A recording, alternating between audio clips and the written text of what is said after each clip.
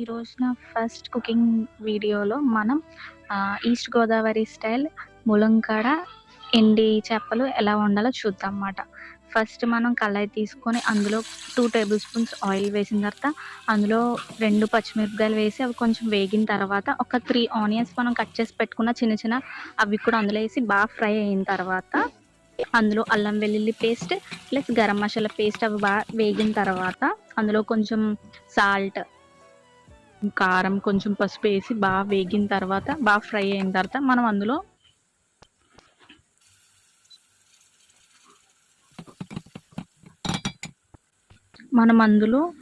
ములంకాడ ఎండి చేపలు కూడా అందులో వేసేస్తామాట. వేసేసిన తర్వాత అందులో కొంచెం టమాటా వేస్తామన్నమాట. కొంచెం ఒక టమాటా వేసి బాగా కొంచెం వేగిన తర్వాత అందులో కొంచెం వాటర్ వేస్తాం. వాటర్ వేసిన తర్వాత కొంచెం దగ్గరకు వచ్చిన తర్వాత మనం పులుప వేసుకోవాలంటే వేసుకోవచ్చు, స్కిప్ చేసుకోవాలంటే స్కిప్ చేసుకోవచ్చు అన్నమాట. మాకైతే పులుపు వేసుకోవడం ఇష్టం అన్నమాట. మేము కొంచెం పులుపు వేసుకొని అది బాగా కొంచెం దగ్గరికి అయిన తర్వాత లాస్ట్లో మనం ఇంకా కొత్తిమీర వేసుకొని తీసేయడమే అన్నమాట. అంతే, ఎంతో సింపుల్గా అయిపోయే ములంకాడ ఎండి చేపల కర్రీ రెడీ అయిపోయింది. వేడి వేడి అన్నంలో తింటే చాలా బాగుంటుంది.